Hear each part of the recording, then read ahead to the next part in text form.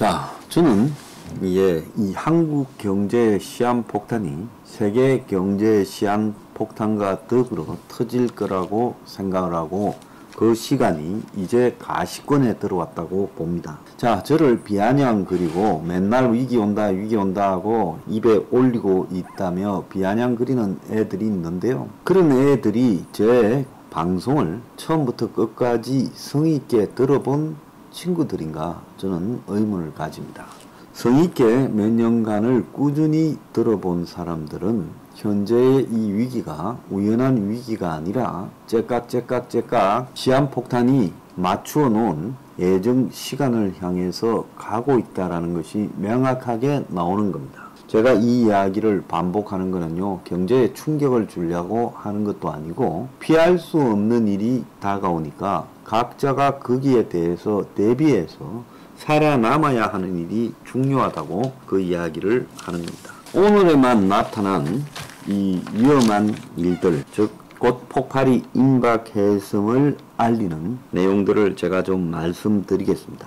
자, 이자 비용도 못 버는 일시적 한계 기업이 한국의 34.1%라고 이야기를 하고 있습니다. 평균이 34.1인데 제조업은 30.8, 부동산에는 52.2, 사업시설관리업은 59.5, 숙박음식업은 76.4로 나왔습니다. 자, 이거는 전체를 전수조사한 게 아니라 국내 외부 감사기업 17,827개를 대상으로 21년 영업이익이 작년에 벌어서 얻은 이익이 이자 비용보다 적은 일시적 한계 영업기업 비중이 34.1%다. 그래서 이들은 금리 상승에 특히 취약했고 금리가 3% 상승하면 일시적 한계 기업의 비중이 47.2%까지 증가하고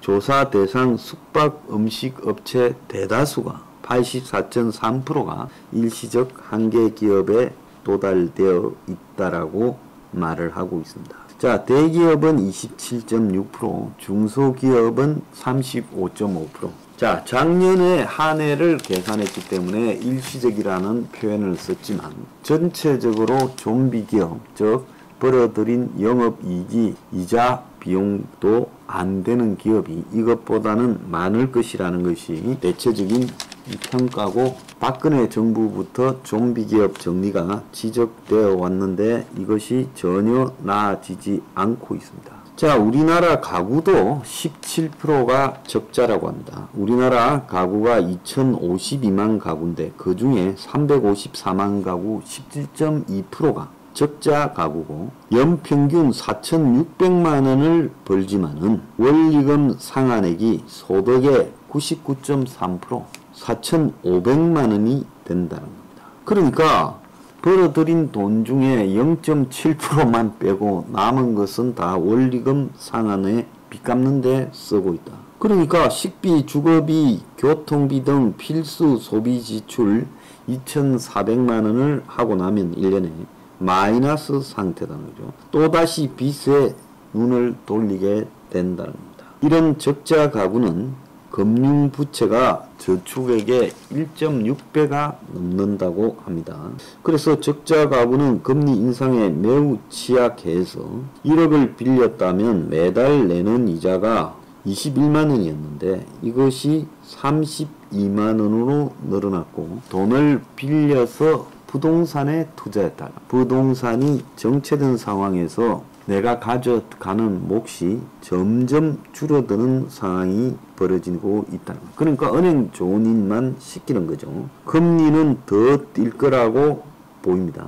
자, 그래도 연끌해서 부동산 산 사람은 부동산이 어디 가는 거는 아니니까 좀 낫고 가치 하락도 좀 시간이 걸리는데 주식이니 코인이니 NFT니 이런 데다가 비투한 사람은 아예 빚내서 투자한 대상은 쪼그라들어버리고 이자만 늘어나고 있다는 겁니다. 그래서 가만히 있어도 가치가 상승하는 그런 불장이라는 것은 이미 끝이 났어요. 자, 그래서 젊은 세대가 7%가 넘는 대출이자의 무서움을 모르고 최근 급격한 유동성 증가로 자산 가격이 오르면서 집값, 부동산, 코인이 오르면서 모두가 투자의 신이 된 듯한 느낌이지만은 지금은 환경이 변했고 빚의 노예로 전락하는 것이 순식간이다라는 이야기가 나오고 있습니다. 자, 이와 비슷하게 오늘 지적된 하나의 칼럼이 있어요.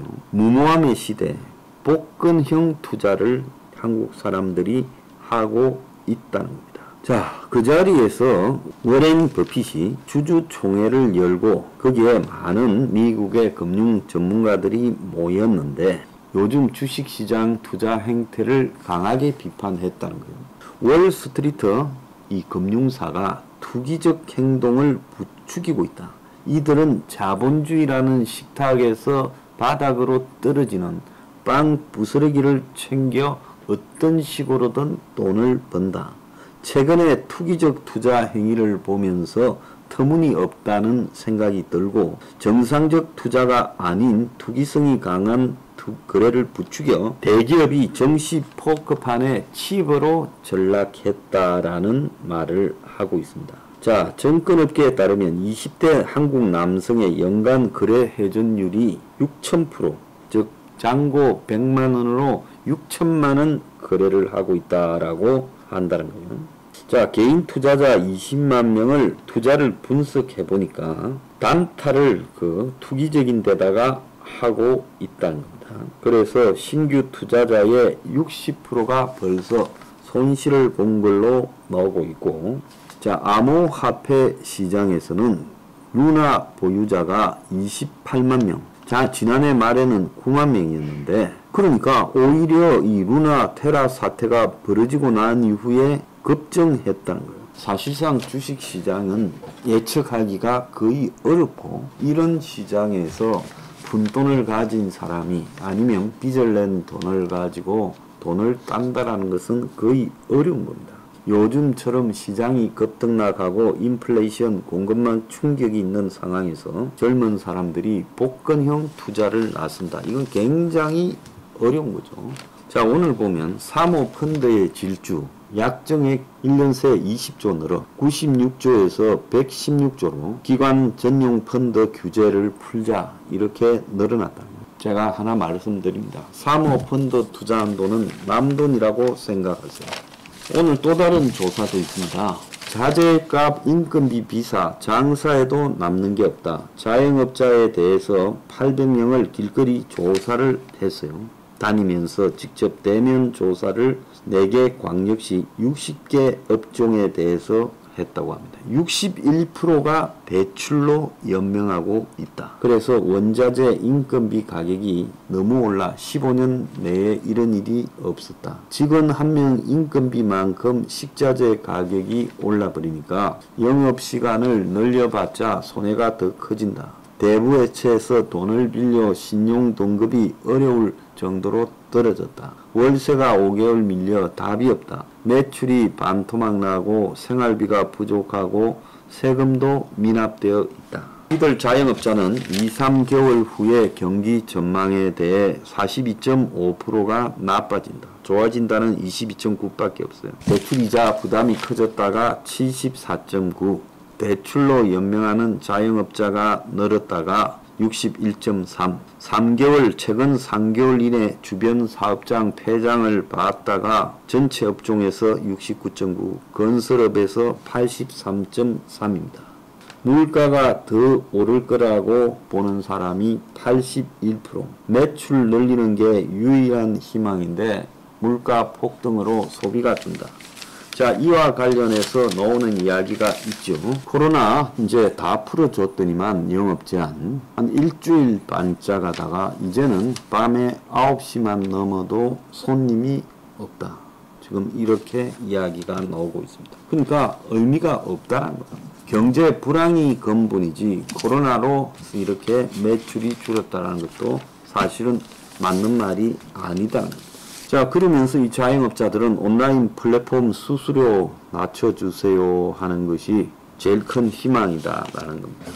자, 한국 사람의 지금 주거 문제. 인구 1000명당 주택 수가 412채라는 거예요. OECD 회원국 중에 27이라고 합니다. 자, 한국이 주거 보급률이 높아졌다라고 이야기하고 있지만은 우리나라는 인구 1000명당 주택 재고가 다른 회원국과 비교해 봤을 때 34개국 중에 27위 OECD요. 좀 산다는 나라 치고요. OECD 평균이 1000명당 462채라는 겁니다. 50채가 더 적은 거죠. 프랑스 1000명당 590채, 독일 509채, 일본 494채, 미국 425채라는 겁니다. 그러니까 한국이 미국보다도 더 낫다. 미국이 주거 사정이 서민들한테 매우 열악한 나라죠. 우리나라 이 자가 보급률을 한국 정부는 60.6%라고 이야기를 하고 있습니다. OECD 34개국 중에 33%라고 해요. 진짜 60.6% 됩니까? 자가 보급률이요. 좀 진실하게 이야기를 해봅시다. 저는 자가가 50%가 안 된다고 보고 있는 사람입니다. 중저소득층에서 자가 보급률이 매우 낮죠. 그래서 주택 공급을 늘리면 자산 가치가 지역과 유행에 관계없이 하락하는 것으로 나타났다. 그래서 주택 공급을 늘려야 가격을 안정시킬 수 있다. 한국은행 조사국이 발표한 겁니다. 그래서 오늘 아침에 신문에 보면 공급 절벽 풀어라. 분양가 규제 푼다. 이제 분양가 규제 푼다는 거예요. 그러면 분양가가 그냥 아주 엄청나게 올라가겠지요. 자, 천정부지로 뛰어오를 겁니다. 지금 대한민국에 제가 오늘 말씀드린 자영업, 그리고 한계기업, 그리고 주거보급률, 이런 문제들을 여러분들이 좀 보시면서요, 들으시면서 좀 느끼는 게 없습니까? 굉장히 암울한 상황으로 가고 있다는 겁니다. 자, 제 방송 들으면 암울해져서 싫다고요? 자, 싫은 게 아니라 이런 현실을 바라보면서 여러분들도 자각을 하고 변하도록 해야죠. 사회에 대한 시각을요. 그래서 아무래도 자꾸 방송하는 겁니다.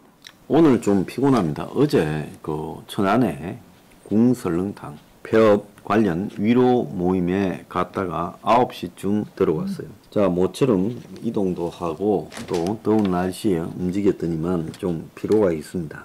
그런데 저는 어제 그 2200평의 대지에 그렇게 큰 갈비집을 처음 봤습니다. 그리고 또 설렁탕 집도 어제 우리가 100명이 넘게 왔는데, 그리고 또 자리가 많이 남았어요. 그러니까 그 큰 식당을 2개나 하다가 IMF가 왔을 때 단체로 갈비 손님이 없겠구나 해서 갈비집을 눈물을 머금고 문을 닫았고, 옆에 설렁탕 집을 운영을 하다가 이제 6월 30일 날 문을 닫는데, 거기에 이제 황장수 대표의 말을 들으니까 현 상황에서 무모하게 끌고 가는 것은 어려움이 있다고 사장님이 판단을 하신 것 같습니다. 저는 잘 결정을 했다고 그렇게 말을 드리고 싶어요. 매우 어려운 시기를 통과해야 되는데 체력이 튼튼해도 통과하기가 쉽지 않은데, 그간의 몇 년간의 듣도 보도 못한 세파에 체력이 소진해 있는 상황에서 이 위기를 덩치를 줄이지 않고는 통과하기가 어려울 것이다 라고 생각을 했고, 또 그런 판단을 잘 했다고 생각합니다. 근데 그 자리에 본인도 6월 30일까지 대학로에서 퓨전 식당을 하다가 이제 문을 닫게 됐다라는 또 한 아주머니도 오셨어요. 그래서 직원을 채용하지 않고 하는 다른 사업 아이템으로 진행하고 있다. 그래서 도저히 지금 대학로에서 식당을 운영해 가기가 어렵다. 그래서 폐업을 결정했다라고 이야기를 했습니다. 참으로 자신도 폐업하는 분이 남의 폐업에 그 위로하는 모임에 오셨어요. 저 참 대단하신 분이다라고 생각을 하는데, 온 사방에 이처럼 폐업이나 실직 그리고 부도가 난무하는 그런 세상이 이제 밀어 닥칠 거라고 보고 있습니다. 그래서 제 생각만 그런 게 아니라 사람은요 거의 다 비슷합니다. 지금 파상해생법원에서 판사들이 지금 오늘 결정한다지 않습니까? 현재 파상해생법원 숫자나 판사들 숫자로 감당하기 어려운 일이 9월 이후에 밀어닥치니까 숫자를 좀 늘려달라. 이 숫자로는 파산회생 판결 못 내린다. 얼마나 많은 사람이 앞으로 파산하게 되고 망하게 될 건가 하는 것을 짐작해 하는 일입니다. 그래서 단군 이래 최대의 생존적 위기가 직면이 될 거라는 거예요. 옛날에 보릿고개 시절과는 또 차원이 다르지요.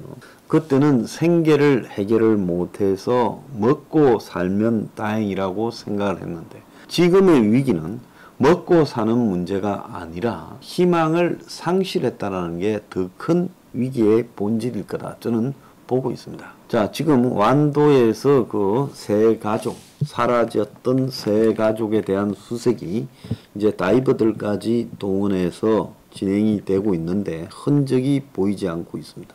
지금 경찰의 대대적 수색에도 불구하고 안 나오고 있는 걸로 봐서 이들의 지금 압수수색한 자료에도 이들의 생존 신호가 별로 보이지 않고 있다는 거예요.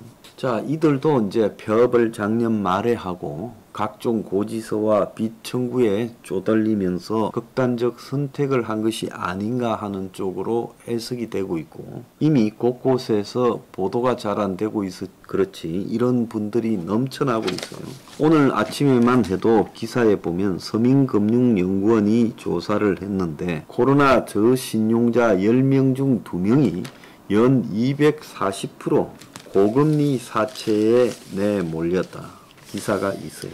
대출 규제에, 은행의 대출 규제에 급전 수요 몰려 카드 결제 미룬 리볼빙이 역대 최대다. 금리 최고 19% 넘는 상품이 많지만 신용 낮은 취약 계층들이 이용이 급증했고 그래서 신용카드 리볼빙 2월 잔액이 5월에만 6조 4,163억이라는 거예요. 그래서 역대 이렇게 많은 지금 리볼빙 잔액이 그러니까 이 카드 돌려 맡기죠. 있었던 적이 없다는 겁니다.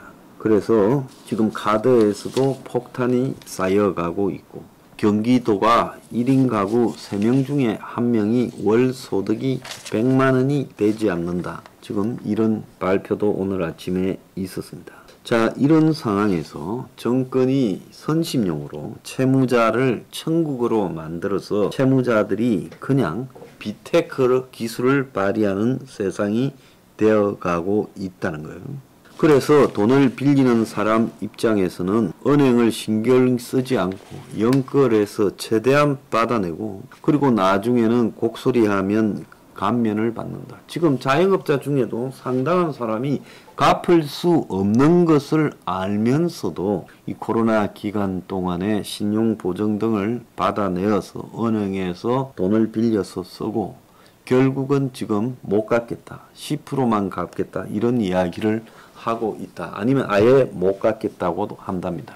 그래서 앞으로 엄청난 구도들이 시작될 거라고 보여요. 자, 이런 세상을 누구 하나 챙겨서 이런 세상이 앞으로 본격화될 때 한국에서 대공황이 이제 터져버렸을 때 이후에 이들의 삶은 어떻게 될 건가? 폐업 실직한 사람, 부도난 사람의 삶은 어떻게 될 건가? 그리고 소득이 줄은 사람의 삶은 어떻게 될 건가를 고민하는 사람이 있는가 하는 겁니다. 저는 솔직히 말하면 보수고 진보고 다 거짓말이에요. 다 자기 뜯어먹고 살고 출세하자고 하는 이야기라고 보고 있습니다. 그래서 만약에 보수와 진보에 그래도 양심적인 가치가 조금이라도 있다면 이런 전대미문의 위기 앞에서 이런 사람들을 어떻게 보수적으로 돕고 진보적으로 돕는가 이런 고민들이 사회 일각에서 제기되고 준비되어져야 하는데 보수고 진보고 하는 것들 상당수가 내일은 없는 사람이에요. 오늘만 사는 사람들. 그래서 그들은 오늘을 대중들에게 사기를 치고 있어요. 그 결과 대중들은 희망이 사라져버린 겁니다. 사람이요, 돈이 사라져도 희망이 있으면 그야말로 맨몸으로도 버텨서 붙어보자고 싸울 수 있어요. 제가 살아오던 시대에 그런 사람들 많았고 제 직전의 시대에도 그런 사람들이 많았습니다. 자, 그런데 지금은 이제 대중들이 개별화되어 버렸어요. 우리 시대는 어떻게 보면 가족이나 친지나 이웃이나 또 지인, 친구 이런 것들이 서로 얽혀서 살았기 때문에 상대가 어렵게 되면 상대에게 기회를 줄 수 있는 손을 내밀고 그 속에서 서로가 서로를 도우면서 버텨냈는지 몰라요. 사실은 정부가 도와줬기보다는 그런 것들이 강했죠. 복지야 지금이 훨씬 좋지. 옛날에 우리가 크던 시대에 복지가 있었나요? 굶는 것도 개인이 해결해야 되지. 지금처럼 기초생활수급자가 있었나요? 어떤 형태의 복지도 사실상 없었습니다. 실업 급여가 있었나요? 아무 복지가 없었어요. 긴급생활지원자금이 있었습니까? 그냥 먹을 게 없으면 굶어야 되고 쫓겨나면 노숙해야 되는 그런 시대였죠.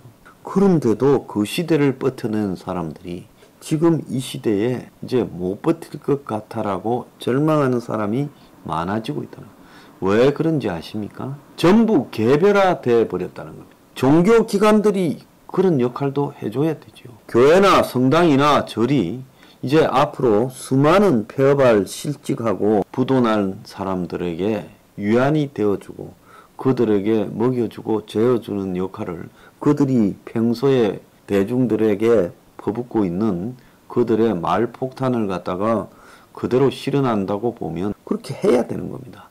그런데요, 한국의 어느 종교계에서 경제 위기가 오고 있고 우리 교단이나 우리 종교가 그런 대중들을 보듬기 위해서 비상적으로 대처하자.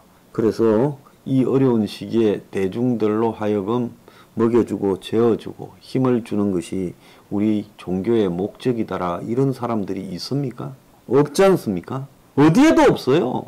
이 와중에도요, 헌금 더 받아내고, 그러려고 지금 애를 쓰고 있죠. 그래서 내가 참으로, 보수단체들이고, 좌파단체들이고, 베레벨 짓거리들을 하고 있는데요.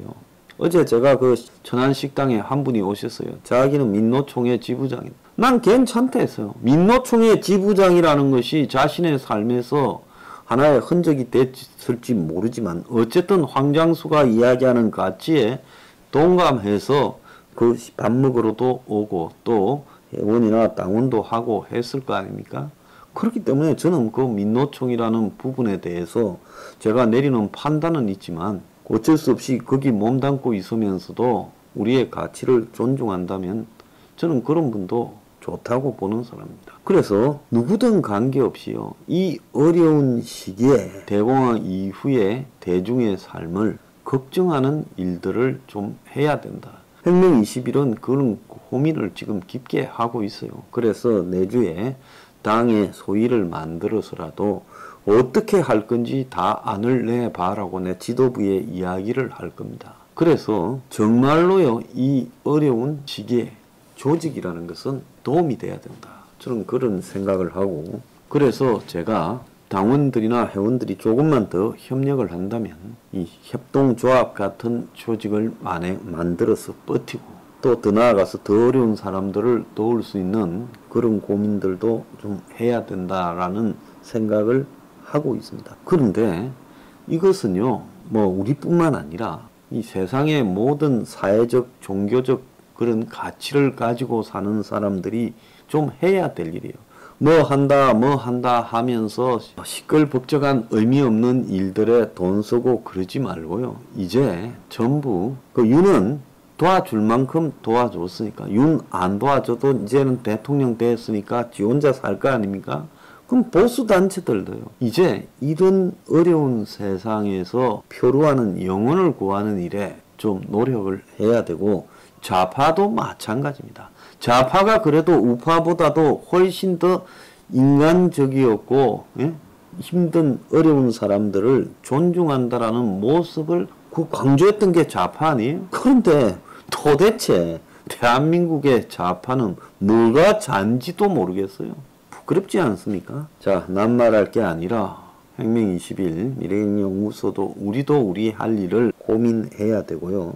온 세상에서 모두가 나서서 이제 의미 없는 용어들을 난무하게 떠들고 또 그런 짓거리를 벌이면서 돈을 쓰고 하는 것보다는 실질적으로 어려움에 처한 대중들을 도울 수 있는 일에 몰두하는 것이 그것이 정의다. 저는 그렇게 생각을 합니다. 자, 자살한 조윤아 양 가족이 차로 이 바다에 뛰어들기 전에 1시간을 망설였다는 게 블랙박스 이제 재생 끝에 나왔습니다. 자, 그 사람들도 죽고 싶어 죽은 게 아니겠죠. 요즘 주변에 보면 자살자들이 은근히 굉장히 늘어나고 있습니다.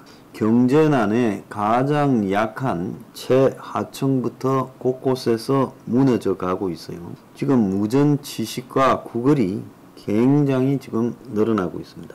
그래서 가난하고 그야말로 버려져 있던 최하층들, 그러면서 복지체계의 이점을 갖다가 이용할 줄도 모르는 그런 사람들부터 지금 쓰러져 가고 있어요. 그래서 폐지 줍기, 하루에 200~300끼를 주어도 3~4만원 밖에 안 하는 그 폐지를 가지고 지금 서로 주우려고 난리가 났다는 겁니다. 무려 급식 대기줄은 점점 길어져서 급식소마다 한 끼 밥 먹으려고 200명 이상씩 줄을 몇 시간씩 선다는 거예요. 식당에 가서 밥 먹어본 지가 오래됐다. 그래서 하루에 한 끼라도 이런 데서 먹고 연명을 한다. 자, 골목 식당에 지금 무전취식 한 7,000원, 6,000원짜리 밥을 먹고 밥값을 못 내고 그냥 도망을 가거나 이렇게 밥값이 없다라고 말하는 사람도 있다는 거예요. 그래서 이 50~60대 무전취식자들이 지금 많았는데 요즘은 깔끔한 모습을 한 20대도 얼마나 배가 고파서 이 식당에 와서 이 밥을 먹고 나중에 갚겠습니다 라고 한다는 거예요. 자, 돈이 되는 거는 지금 전부 죽어가고 있다. 길거리에 절도가,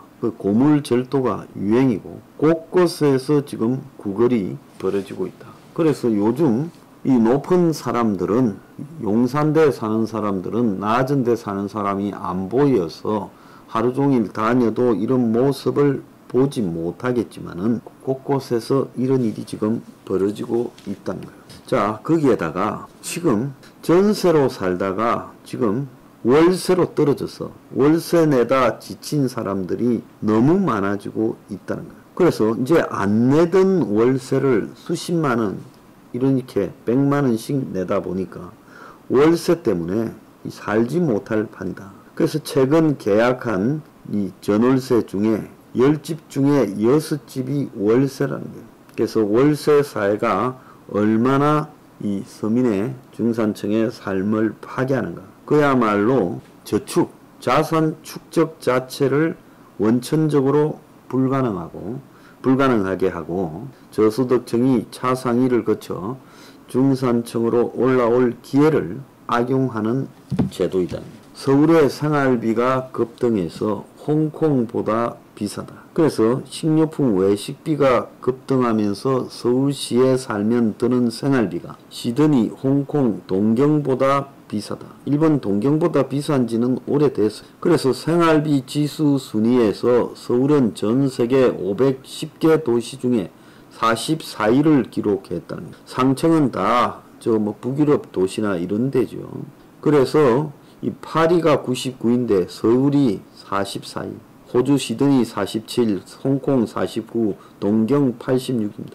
그래서 서울이 65위에서 반년 사이에 21계단을 뛰어 올랐어요. 안 좋은 거는 이렇게 지금 그만큼 서울이 세계에서 살기가 힘든 도시가 돼가고 있다는 거예요.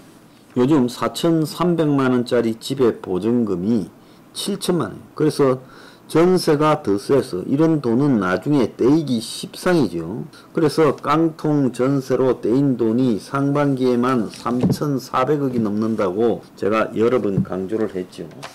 그것뿐만 아닙니다. 지금 다중채무자가 늘어나서 다중채무자 여러 개 은행에 빚을 지고 있는 사람이 451만 명이고 그들 중에요 저축은행 카드사에 40%, 74% 이렇게 빚을 지고 있어요. 못 갚아요. 그래서 1인당 채무 규모가 1억 3,400만원입니다.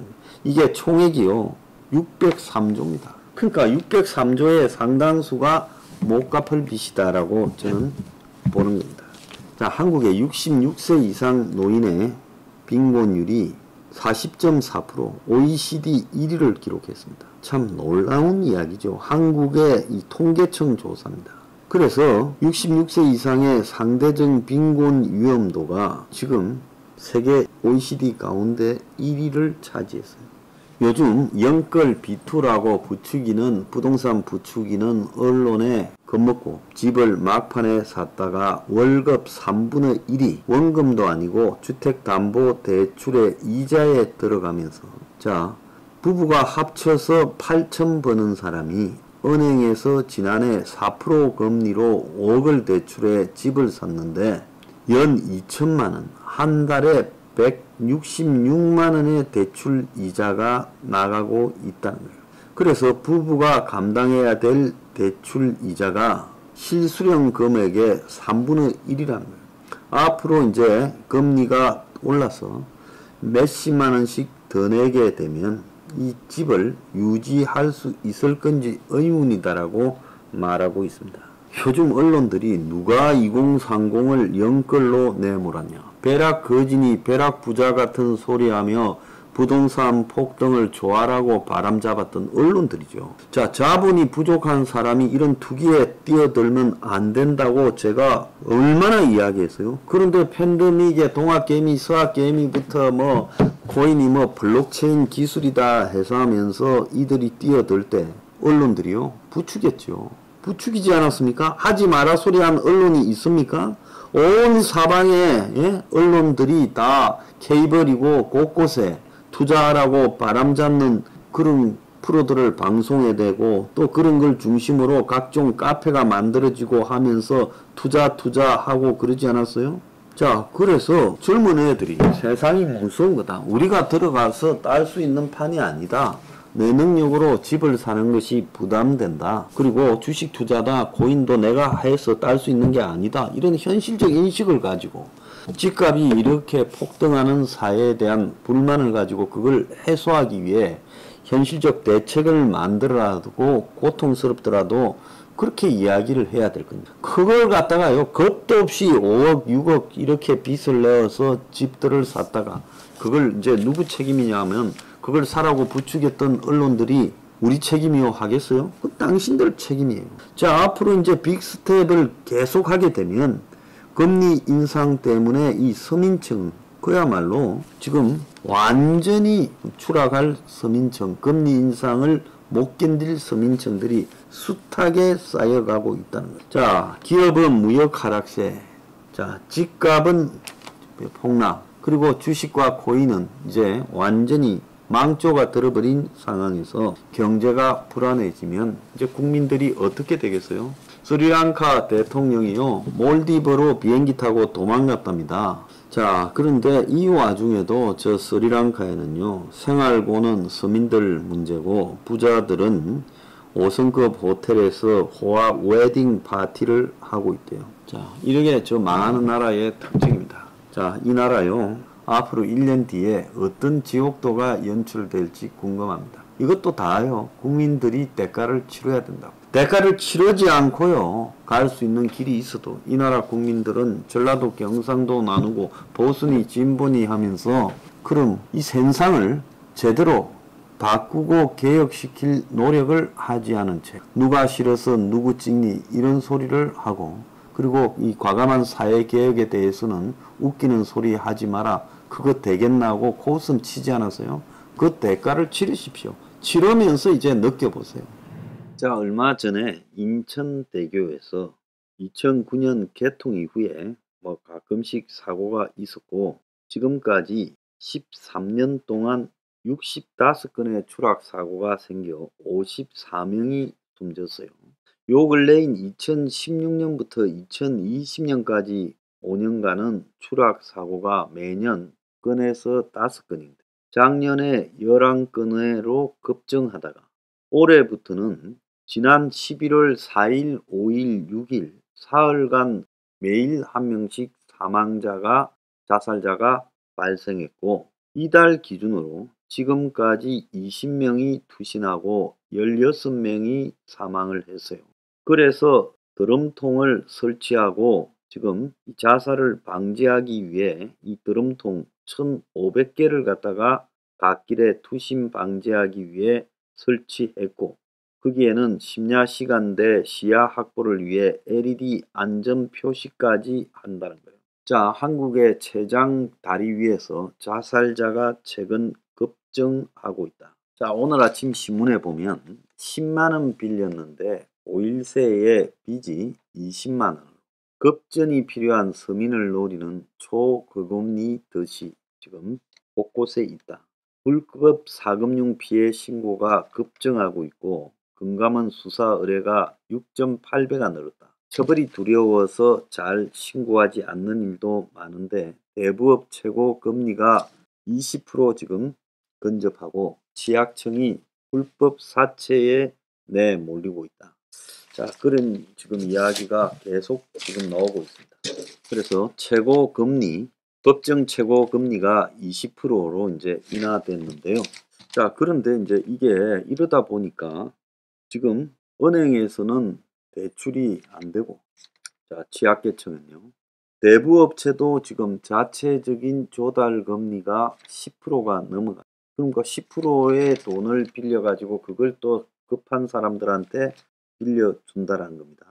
자, 그래서 지금 이 대부업체도 지금 빌려주는데 떼일 만한 데는 잘 빌려주지도 않고 그래서 취약층이 갈 곳이 불법 사채 이런 데 지금 내몰리고 있는데 자, 그런데 불법 사채도 요즘 잘 안 불려주고 있다. 그래서 수술비가 급한 사람이 어디에서도 돈을 구할 수 없다. 이런 이야기가 나오고 있습니다. 이제 경제 위기에서 가장 밑에 층부터 무너지고 그야말로 급한 돈 수십만 원, 수백만 원도 지금 구할 수 없는 사람들이 늘어나고 있다는 거예요. 중앙일보에 보면 신사역에서 도산공원 쪽으로 이어지는 거리에 캐피탈 대부업체 20곳이 지금 몰려 있는데 서울에서 제2, 제3 금융권이 제일 많은 곳인데 이 대부업체를 찾아가서 2시간 앉아 있으니까 10분 간격으로 대출 문의 전화가 오는데 이 건설 일용직에 종사하는 60대 남성은 강경변에 걸린 30세 아들 수술비가 급하다 신용대출을 원해서 직접 찾아왔지만 결국 돈을 빌리지 못했다는 거예요. 신용대출은 취급하지 않은 지가 대부업체도 1년이 되었고 부동산이나 자동차 등을 저당 잡는 담보대출도 6개월간, 최근 6개월간 한 달에 한두 건만 하고 있다. 그래서 이 상담하러 와서 내내 한숨만 쉬던 60대 남성은 거의 평생을 일용직으로 일해 목돈이 필요할 때마다 대부업체에서 자금을 융통했었는데 어찌된 일인지 올해 들어 돈을 빌려주지를 않는다. 갈수록 병세가 악화하는 아들을 생각하면 장기 매매라도 하고 싶은 심정이다. 이런 이야기를 했다는 거예요. 그래서 저소득 저신용자들을 금융 취약계층을 상대하는 그런 그 기관들이 이 법정이자를 폭리를 못 취하도록 법정이자 인하 조치를 취했는데 이제 이 수익성이 아주 나빠진 이런 대부업체들이 대출 문고리를 걸어 잠가버려서 대출 난민, 즉 제일 취약한 이 계층에 대출이 지금 완전히 코너에 몰렸다. 제1금융권에서 안 되고 저축은행 갔다가 이제 대부업체 같은 데 가는데 거기서도 빌리지 못해서 사채로 가고 있다. 그래서 이제 불법 사금융들이 완전히 그냥 이 급전 서민들을 노리고 초고금리로 지금 폭리를 취하고 있다. 자, 이런 사채를 쓰게 되면 신체 포기 각서에 지금 죽인다는 협박까지도 오고 있다는. 그래서 한 젊은 25살 먹은 친구는 올 4월에 급전이 필요해서 대출 플랫폼을 찾았는데 자, 거기서 이제 고액 이자를 받겠다는 B 실장을 만나서 10만 원을 빌렸는데 5일 만에 20만 원으로 늘었어요. 이자율이 연 7,300%. 자, 이런 식으로 이제 갚지 못하면 시간 단위로 1시간에 만 원씩 이자가 붙고 이제 폭언 협박까지 가게 되고 이 사람은 이제 여기서 마음 약하면 자살을 선택하고 아니면 실제로 지금 신체의 장기 일부를 주는 그런 경우까지도 있다는 거예요. 자, 그래서 이런 불법 사금융이 결국 대포폰, 대포통장, 개인정보 불법 유통 이런 걸로 또 연결되어서 범죄로도 간다는 거예요. 제가 정부가 사회 생존망에 대해서 아주 깊이 지금 고민을 해야 된다고 여러 차례 말을 했습니다. 지금 이제 우리 사회 곳곳에요. 정말 생존의 한계에 내몰리는 사람이 굉장히 많아지고 있습니다. 솔직히 말하면 정부가 이런 사람들에게 그래도 의미 있는 노동을 일부러 고용을 창출해서 제공할 필요가 있다. 문제인데 160조가 들어간 한국형 뉴딜은 지금 어디가 버렸어요? 그런 쇼들을 해봤자 결국 재벌들에게 자금을 주는 그런 역할밖에 안 하잖아요. 그렇지 않습니까? 자, 그런다고 하면서 이 바이오 등에다가 반도체 등에다가 얼마나 많은 돈을 전기차 등에 제공해 줬어요? 스마트 뉴딜이니 하면서요. 근데 실질적으로 한국형 뉴딜이란 말을 붙이려면 핵심이 어디에 있어야 됩니까? 미국의 뉴딜 정책은요, 어디서 나왔어요? 정부와의 새로운 계약 아닙니까? 그것은 무슨 새로운 계약이냐? 완전히 이제 대공황이 왔어요. 다 돈이 없어서 소비를 못하고 공장에서 생산된 물건은 넘치고 엄청난 디플레이션 상태에 빠져들었습니다. 소비가 없어져 버렸어요. 그리고 사람들은 그러니까 공장들이 다 문을 닫고 은행들은 돈을 찾아가면서 뱅크런으로 붕괴되고 일할 곳이 없어진 거예요. 그러니까 하루 종일 무료 급식소 앞에서 줄을 서고 일자리를 찾습니다라고 목에 팻말 들고 거리에 서 있고 이게 일이었어요. 그러니까 정부가 일자리를 창출해서 대규모 개발 사업을 갖다가 이 테네시강 유역 종합 개발 사업이라고 TVA 후보댐 이런 것들을 하고 농촌의 일자리들을 막 제공을 하게 만들고 이렇게 해서 정부가 급료를 줬죠. 그래서 그 급료를 가지고 이 소득을 이렇게 없는 사람들이 최소한의 소득이라도 만들어낸 거예요. 그리고 무료 합숙소와 무료 급식소를 만들어서 밥을 먹여주고 재워주고 했습니다.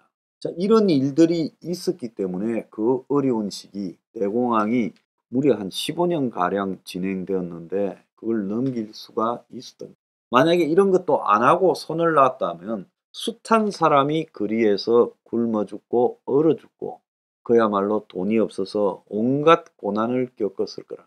그래서 제가 정부에 여러 차례 지금 이야기를 했습니다. 니가 그래 대안이 뭐냐? 경제 위기의 대안이 뭐냐? 경제 위기의 대안이 어디 있겠어요? 없어요. 망할 수밖에 없는 겁니다. 망하는 쪽으로 일단 방향이 꺾이면.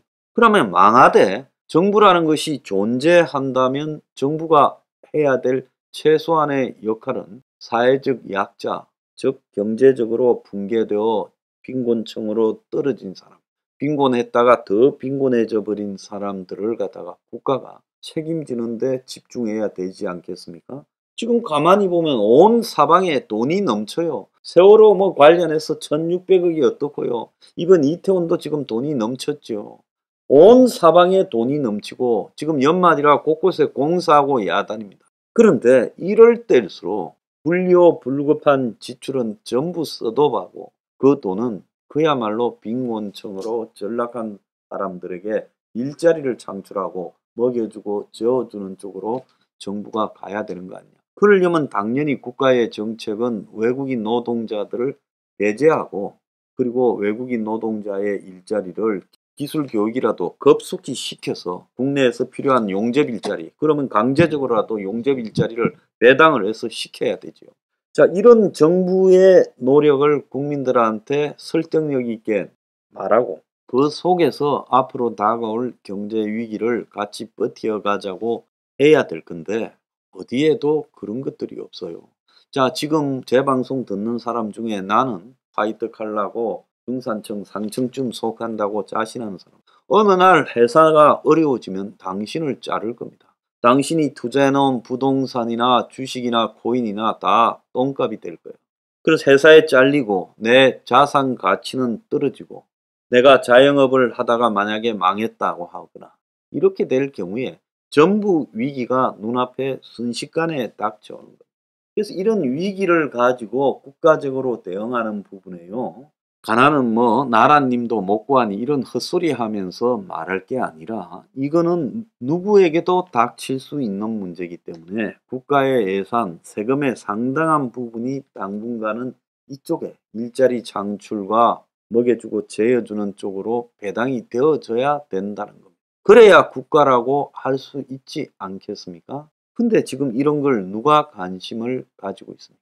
대량 해고가 임박하고 자영업자가 지금 붕괴가 임박하고 대량 자영업자 몰락이 임박하고 지금 마지못해 자영업하는 사람은 얼마나 많아요. 그 사람들 곧 다 손틉니다. 심지어 저 투기했다가 부동산에 거기서 또 내몰릴 사람들 수도 없습니다. 자, 그러면 이 사람들을 일은시키고 소득은 만들어줘야 될 거 아니에요. 어디에서 일자리가 있겠어요. 자, 그래서 진짜 한국형 생존 안전망이 필요하다. 저는 그렇게 주장을 합니다.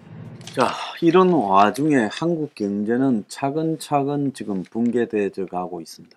지금 IMF 때 25년 전에 협상 대표를 했던 정덕구 전 산자부 장관 있지요. 자, 이분이 오늘 보니까 매경에 인터뷰를 했는데 환란 때보다 가계빚은 심각하다. 더 심각하다. 방치하면 통제 불능에 빠질 것이다. 그러니까 외환위기 때보다 가계부채가 훨씬 더 심각하다.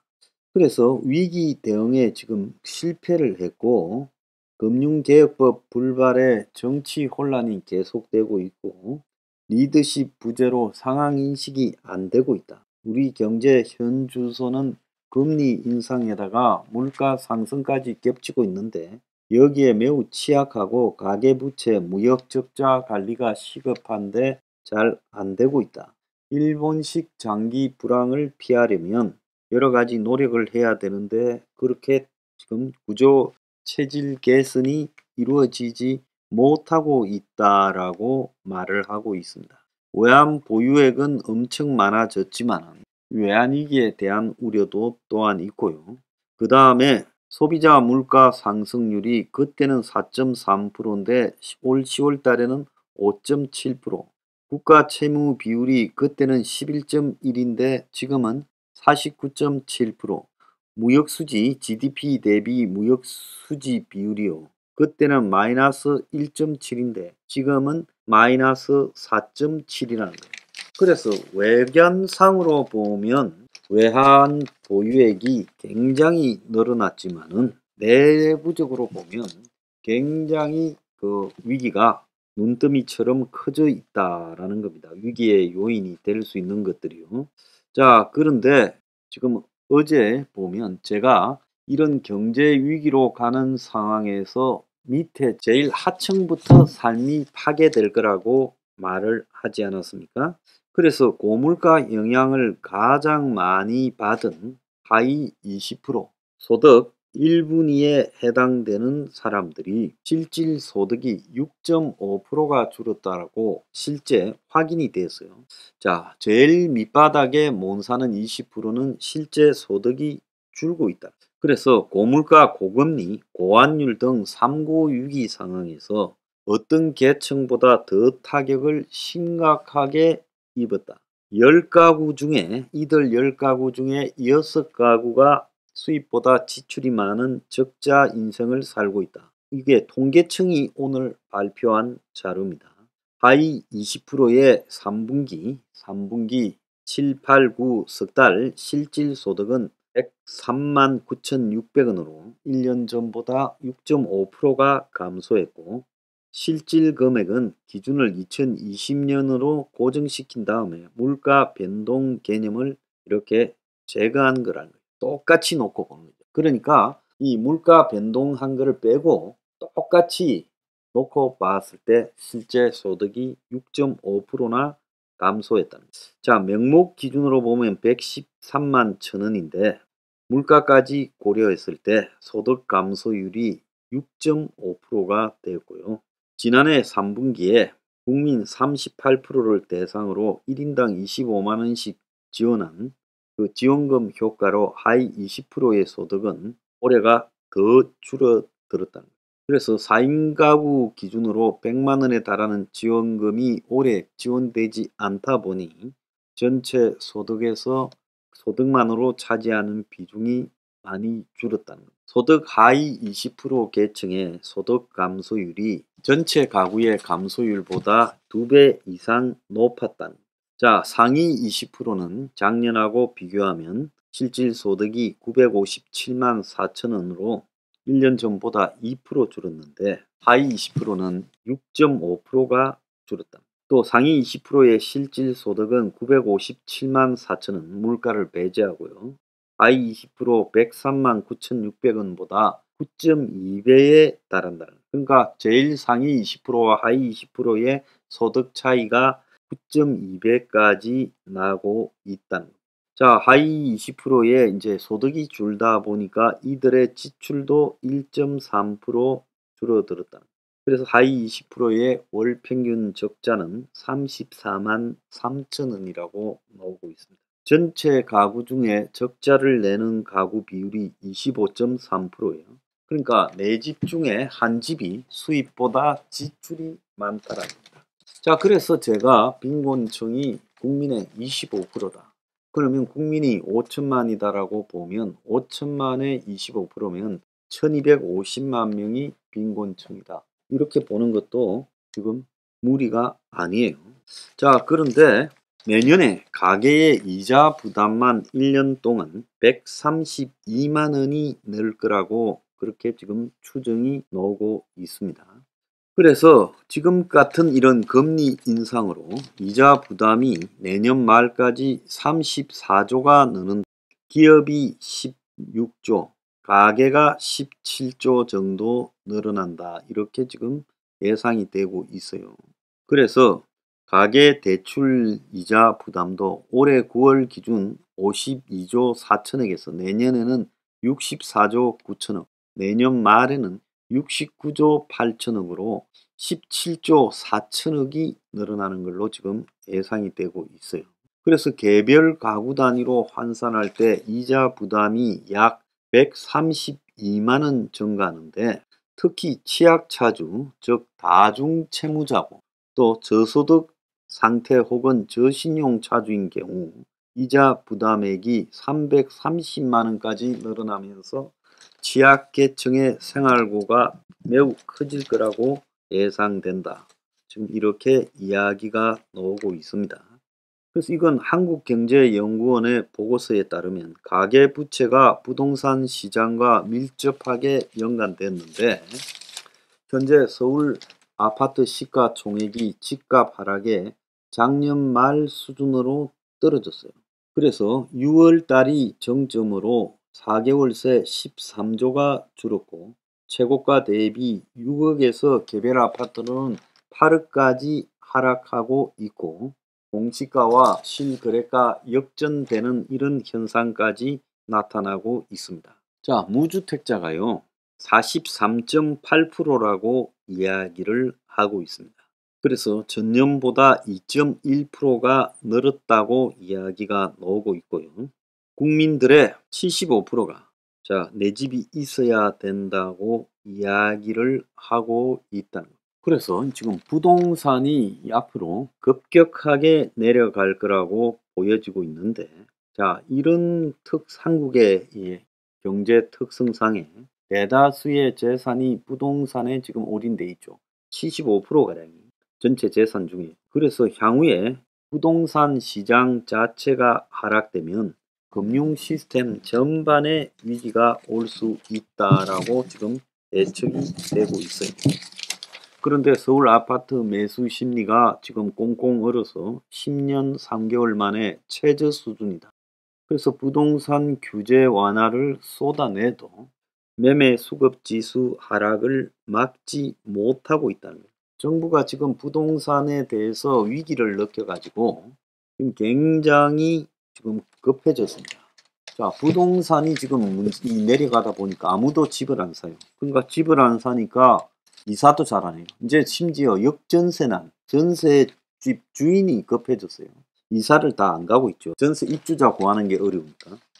그러니까 가구나 TV 업계도 지금 휘청거리고 있다는 거예요. 그래서 가구 사는 사람도 없고 TV도 지금 월드컵을 하는데 사는 사람이 없다는 거예요. 그래서 한샘이나 뭐 까사미야 같은 이런 그 잘 나가던 인테리어 업체, 가구 업체도 적자고, 자 LG 가전본부도 적자, 현대 리바트도 잘 나갔죠. 87.3% 감소, 삼성전자의 가전 부분도 67.1%가 감소했다고 하고 있습니다. 거기다가 더 큰 문제는 집값 떨어지는데 건축비는 치솟으니까 둔촌 주공동 아파트 값이 평당 4천만 원, 신축 아파트가 이렇게 되니까 분양 메리트가 사라져서 서울 주변 수도권이나 또 강북 같은 지역에 새 아파트가 전용 82, 이런 84 이런 것이 13억, 12억씩 하다 보니까 실제 주변 아파트 시세보다 더 비싸요.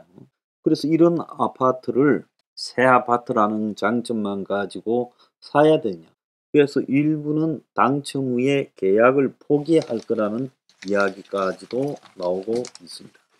그래서 정부가 지금 세계적인 차원에서의 문제도 경제 위기가 문제지만은 지금 가계 부채나 기업 부채가 보통 심각하지 않고 또 이 가계들의 소득이 급감하고 있어요. 경제 불안과 겹치면서.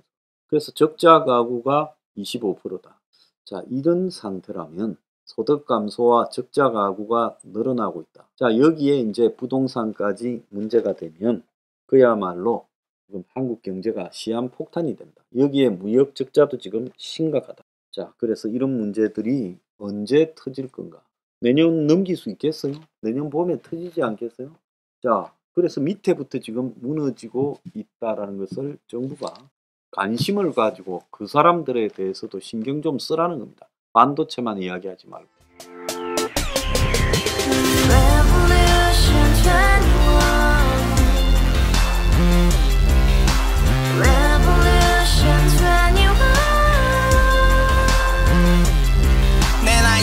월세 30 코인빚만 300 서울에 온지 벌써 10년 아둥바둥 버텼지만 여전히 난 반지 하에 제왕 곰팡이 연문제약 내비랭 깡통망통 완전히 폭망 고시원 창문만큼 작아진 내 꿈 연애 결혼 내 집 모든 게 헛꿈 1년 전 떠난 여친 울며 말했지 같이 써봤자 평생 가본 게 꼭꼭꼬라지 가바후스 700 나도 소유주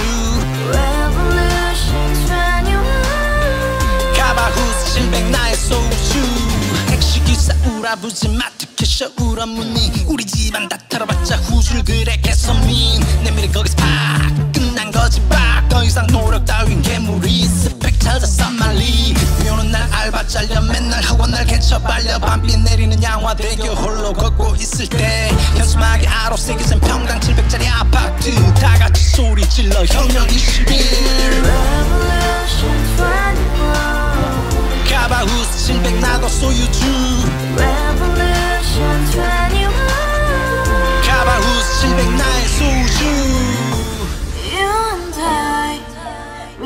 Together in the house, brand new day, and your dream had just begun.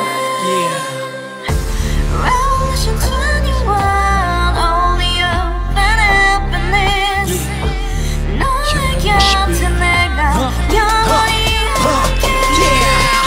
지금까지 정치인들 입만 열면 찝찝찝 개소리 멍멍멍 쳤다 하면 뻥 잘난